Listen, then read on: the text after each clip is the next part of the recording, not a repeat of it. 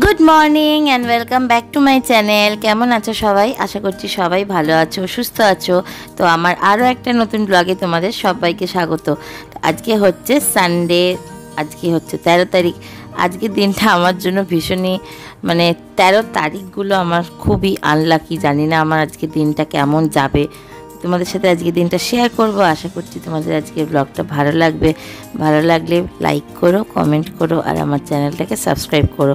আর এখন বাজে 6:10। তো দেখতেই পাচ্ছ ডলু উঠে পড়েছে। আর গতকাল রাতে কোনো কাজ করে শুতে পারিনি, কারণ সবসময় তো আর ভালো লাগে না যে সব কিছু করে শোবো। সেই জন্য আজকে সকালবেলায় উঠে পড়েছি। আর সাথে ডলুও উঠে পড়েছে। পাশে দেখেছে মা নেই, ব্যাস উঠে পড়েছে। তো ওকে করে নিয়ে এখন সব কাজ করতে হচ্ছে। কিছু করার নেই, এটাই এখন আমার ডেলি রুটিন, ডেলি লাইফের মধ্যে পড়ে গেছে। পরিস্থিতি সত্যি মানুষকে কত কিছু শিখিয়ে দেয়, তাই না বলো? আমি কিছুই করতে পারতাম না, কিছুই জানতাম না। এখন সব কিছুই আমাকে একা হাতে ম্যানেজ করতে হচ্ছে। আশা করছি এই পরিস্থিতিটাও খুব শিগগিরই ওভারকাম হয়ে যাবে, কারণ যতক্ষণ না মা একটু স্টেবল না হচ্ছে, যতক্ষণ না পুরোপুরি সুস্থ না হচ্ছে, ততক্ষণ আমি কোনো কিছুই সবটাই আমাকে করতে হবে। মা সুস্থ হয়ে যাওয়ার পরেও আমাকেই করতে হবে, কারণ মায়ের ওপর বেশি প্রেশার একদমই দেওয়া যাবে না। তো যাই হোক, আজকে যেহেতু সানডে, সেই জন্য আজকে যাব হচ্ছে বাজারে। কারণ বাবা গতকাল রাতে বলেছে আজকে বাজারে যাওয়ার জন্য, কারণ বাবা মাটন খাবে। যেহেতু আমার বাবা মাটন খেতে ভীষণ ভালোবাসে, আর মাসে একবার আমাদের বাড়িতে মাটন আসবেই। কিন্তু বাবাকে যতটা সম্ভব না দেওয়ার চেষ্টা করি, কিন্তু তবুও খেতে চাইলে তো দেখো বারণ করা যায় না। আফটারঅল তো বাবা মা কিছু খেতে চাইলে সেটা কি করে বারণ করি বলো? তো চলো এখন সব কাজ করব, ডোনাভিকি ববকে খাওয়াবো, চা দেবো, দিয়ে তারপরে আমি বাজার যাব।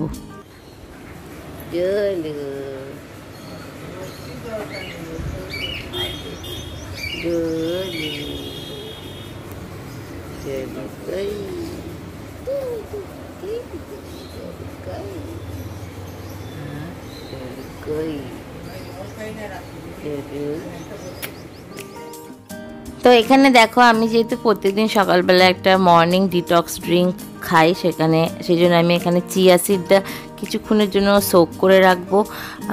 একটু ওয়ার্ম ওয়াটার করে নিয়েছি। আর আমি আজকে খাবো হচ্ছে পাতিলেবু, কারণ আমার এসিভিটা শেষ হয়ে গেছে।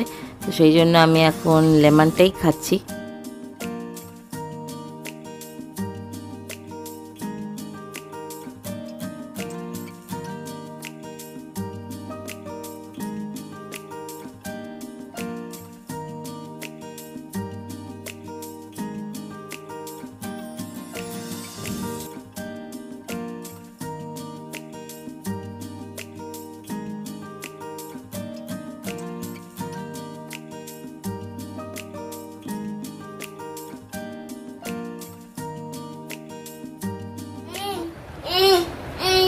বাজার থেকে এলাম, ওরে বাপরে বাজারে কি গরম আজকে, কি হয়েছে?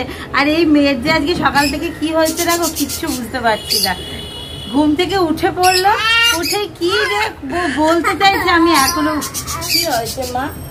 খাওয়ালাম এসে, তাও হবে না, কোলে নিয়ে আসি তাও চলবে না। আমি বুঝতে পারছি না কি বলতে চাইছে, কেন মামা করছে, কি হয়েছে বলো বলো বলো, কি হয়েছে? এই নেটা কি, আমি তো বুঝতে পারছি না। এই নেটা কি? এই যে এইটা নেবে, এইটা নেবে, এইটা নেবে, এইটাও নেবে না, এটা নেবে, এটাও নেবে না, তাহলে কি নেবে? কি নেবে তুমি? ওইটা নেবে?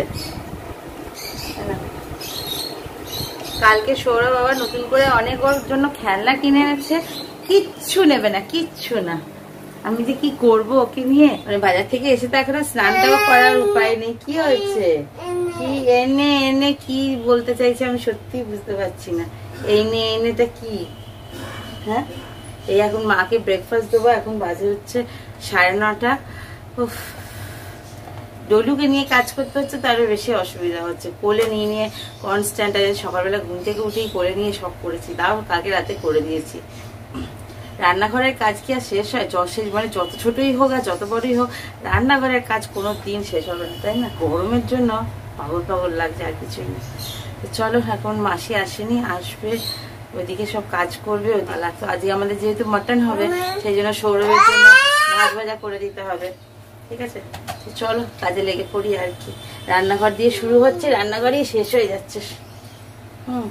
চলো।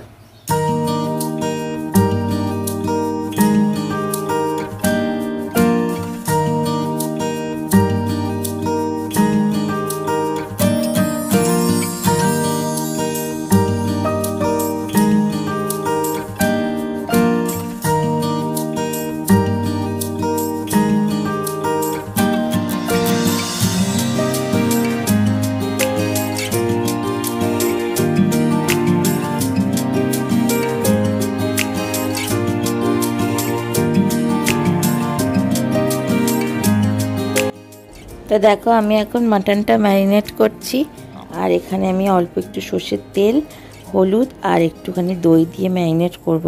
জানি না মাটনটা বানাতে পারবো কি না ঠিকঠাক মতো। মা যদিও বলে দিয়েছে কিভাবে কি করতে হবে, তবুও একটা টেনশন কাজ করছে। এই ফার্স্ট টাইম আমি মাটন বানাতে চলেছি, জানি না হিট হবে না ফ্লপ হবে, কিছুই বুঝতে পারছি না। তো যেমনই হোক তোমাদেরকে দেখাবো। আর এখানে আমি এখন ডোনা বিকিতে চিকেন করছি। তোমাদেরকে আগের দিন বলেছিলাম ওরা লেগ পিস খায়।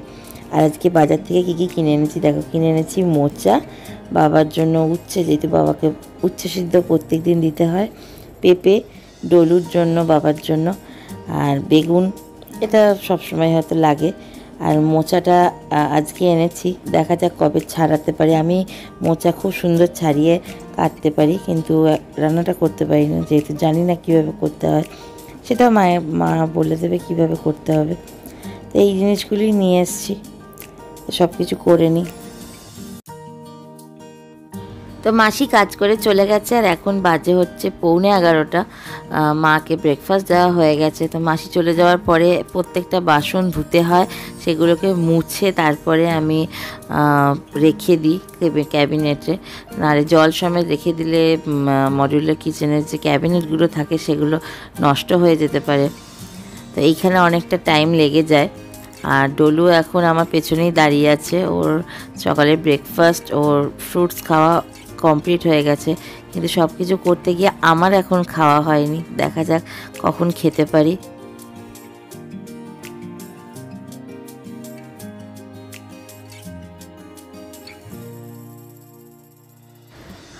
আর এখন আমি একবার ভাত চাপাচ্ছি, আজকে হিসেব মতো 2বার ভাত চাপাতে হবে, কারণ ডোনা, বিকি, বব আর সৌরভের জন্য একবার, আর আমাদের জন্য একবার। কারণ সৌরভের যেহেতু ভাত ভাজা করবো, সেই জন্য ভাতটা ঠান্ডা না হলে পরে সেটা দিয়ে করতে পারবো না।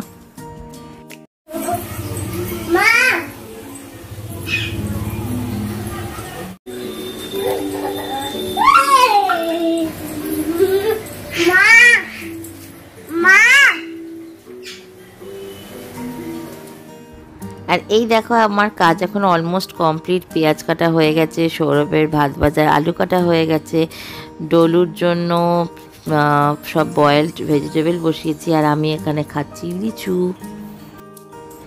তো চলো এবার এখন মাটন করার পালা। আই হোপ যেন সব ঠিকঠাক হয়, যেন টেস্টি হয়, যেন সবাই খেয়ে বলতে পারে যেন যে না ভালো হয়েছে।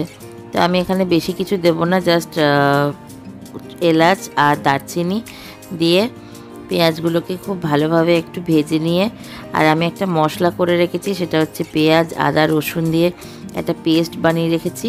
তো সেইটাই দেবো, বেশি কিছু মশলা মা যেহেতু অ্যাড করে না, তো সেইভাবেই আমাকে বলে দিয়েছে। আর শুধু নামাবার মুখে একটু গরম মশলা দিয়ে দেবো, ব্যাস এই দিয়েই হয়ে যাবে। আর খেতে খুব সুন্দর টেস্টিও হয়।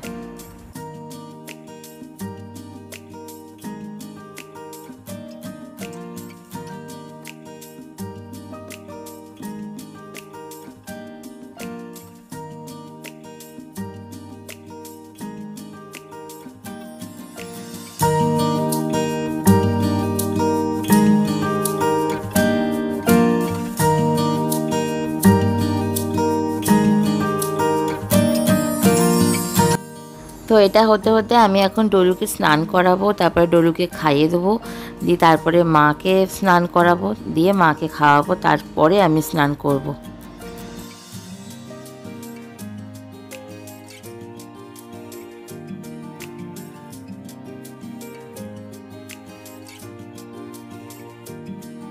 তো ডলুকে খাওয়ানো কমপ্লিট করে মাকে স্নানটা করিয়ে আমি এখন ডোনা ভিকিদেরকে খেতে দিচ্ছি।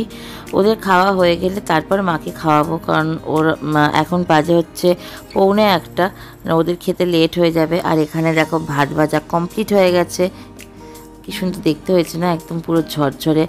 এটা ঠান্ডা ভাত থাকলে পরে আরও বেশি ভালো হয়। আর এই হচ্ছে আমার লাল মাটনের ঝোল। কেমন হয়েছে কালারটা জানিও, খেতে জানি না এখনও, খেয়ে কেউ বলেনি কেমন হয়েছে, অবশ্যই জানাবো কেমন হয়েছে খেতে। তো চলো এখন মাকে খাইয়ে দিই।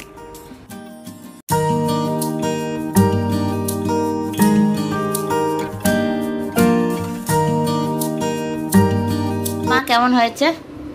খুব ভালো হয়েছে গো। আমি এত বড় বিপদ থেকে যে উদ্ধার হবো তোমাদের আশীর্বাদ, ভালোবাসা, বড়দের আশীর্বাদে, ঈশ্বরের আশীর্বাদে আমি যে সুস্থ হয়ে যে এখন বাড়িতে এসেছি, আমি মানে ভাবতেই পারছি না। প্রচণ্ড কষ্ট হয়ে যেদিকে রাতে পড়ে যায়, জানো তো, বললে বিষয় না। 1 ঘন্টা মাটিতে পড়েছিলাম, ছটপট ছটপট করেছে রাতে। ডাক্তার এসে সৌরভতে এসে শুয়ে দিয়ে গেল, তারপর দিয়ে এক্সরে করতে আসলো, নার্সিং থেকে এসে এক্সরে টেক্সরে করে নিয়ে শুক্রবার দিন ডাক্তার ছিল, খুব মানে ভগবান বললেও ভুল হবে, ঝটপট আমার সব ব্যবস্থা করে দিল। আর তোমরা তো পাশে আছো, তোমাদের ভালোবাসা, তোমাদের বড়দের আশীর্বাদ, তোমাদের ভালোবাসায় আমি পুরো সুস্থ হয়ে গেছি। তোমরা এইভাবে পাশে থেকো, আমি আরও তাড়াতাড়ি সুস্থ হয়ে যাবো। আর একটা কেমন হয়েছে বলো? আর পৌর্ণমি আজ তো মটন করেছে, খাইয়ে দিচ্ছে, ও তো খুবই করছে। ও এই মানে করতে পারবে, বাচ্চা নিয়ে, ডগ নিয়ে, মানে সত্যি আমি ভাবতে পারি না। আমি চিন্তা করছি, করিস না বাবা, কষ্ট হবে তো। ওখানে 1 গ্লাস জল করে খেতে দিইনি।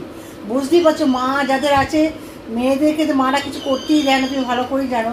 আর আমার এখন শক্তি আছে, যখন পড়বে কেন কাজ করতে দেবো বলো? তাই এখন সব এ থেকে জেড, বাজার, দোকান, রান্না বান্না, ডলুকে খাওয়ানো, চান করানো, আমাকে দেখা, সব কিছু টাইমে টাইমে খাওয়া, সব কিছু করছে। যাক, তোমরা পাশে থেকো, আমি তাড়াতাড়ি সুস্থ হয়ে আমি তোমাদেরকে সব রান্নাবান্না আবার দেখাবো। তোমরা ঠাকুরের কাছে প্রে করো যেন আমি তাড়াতাড়ি সুস্থ হয়ে দাঁড়াতে পারি। আর আমি কিচ্ছু চাই না, এত পেয়েছি যে সে আর মানে বলে ভাষা প্রকাশ করতে পারবো না। যাক, তোমরা এইভাবে থেকো, খেয়ে নাও। পরিমে এখন খাইয়ে দিচ্ছে, আমি খেয়ে নিই। বেশিক্ষণ বসতে পারি না, এই আর কি। সদ্য ব্যথাটা তখন আছে না, এই কালকে ওদের আবার আসবে ড্রেসিং করতে, দেখি কি করে, ডাক্তার কি বলে। ঠিক আছে, মাংস ভালো হয়েছে তো? দারুণ হয়েছে মাংস, প্রথম ফার্স্ট রান্না করলো। ভিডিওটা করে গেছিলাম বলে দেখে ইয়ে করে খুব সুন্দর করেছে। আর রাতে ঘুগনি করেছিল, সেটাও খুব ভালো করেছে, খুব ভালো করেছে, খুব ভালো হয়েছে রান্না। যাক, তোমরা পাশে থেকো এইভাবেই, যে কাকিমা তুমি তাড়াতাড়ি সুস্থ হয়ে যাও। পল্লীর পাশে থেকো, সাহস ঢুকিও। তোমরা ছাড়া তো ওরা কেউ নেই, অত বেশি বন্ধু বান্ধব কেউ নেই, তোমরাই সবসময় পাশে থেকো। তোমাদেরকে পাশে পেয়ে এত ভালো যে আমি কমেন্টগুলো নাটক পড়ছিলাম, আমার ভীষণ ভালো লাগছিলো যে যাক, তাহলে যার কেউ নেই তার ঈশ্বর নিশ্চয়ই আছে। যাক, ভালো থেকো, তোমরা সুস্থ করো। তোমাদেরকে মা বাবাকে কিন্তু সবসময় সাবধানে রেখে দিও, পৌর্ণমি যেমন রাখছে। দেখো কী থেকে কী বিপদ আমার হয়ে গেল বলো। রাত্রিবেলা খেতে দিয়ে যাবো, এ করবো, সেই সময় দেখো উঠ করে পড়ে গিয়ে একবারে যাচ্ছি, তাই অবস্থা। ও সে আর বলার নাই। ঠিক আছে, আমি খেয়ে নাও। আমি খেয়ে নিই, ঠিক আছে? পরে আবার তোমাদের সাথে আবার কথা একটু সুস্থ হয়ে যায়। ঠিক আছে, রাখছি, ভালো থেকো সবসময় তোমরা। বাবু কেমন আছে? কেমন হয়েছে বাবা? মাংস কেমন হয়েছে?